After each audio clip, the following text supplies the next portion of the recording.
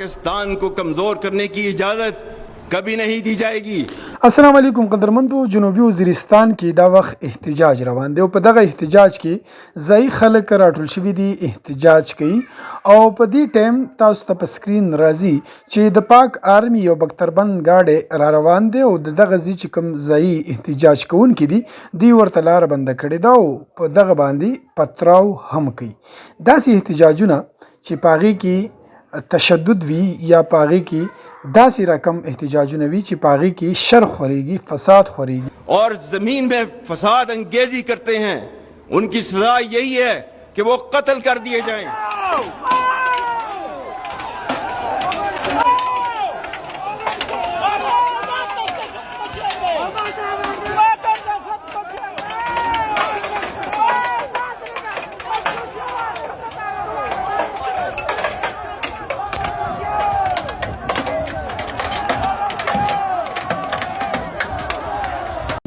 که خدا نه خواسته د دغه طرف نه که چرته رد عمل کې فایرینګ وشي او په څوک په هغې کې ټپیان شي، زخمیان شي، نو د هغې ذمهوار به څوک وي او بیا به موږ څه وایو چې زموږ لویه ګناه دا ده چې پښتون یم. نو لحاظه د دغه شان احتجاجونو نه ډډه پکار ده. داسې احتجاج په یو ځای کې انسان کینی او خپل مطالبات حکومت یا اعلی چارواکو ته پیش کړي. دغه ټوله ویډیو تاسو وګورئ او خپل نظر را سره په کمنټ کې شریک کړئ.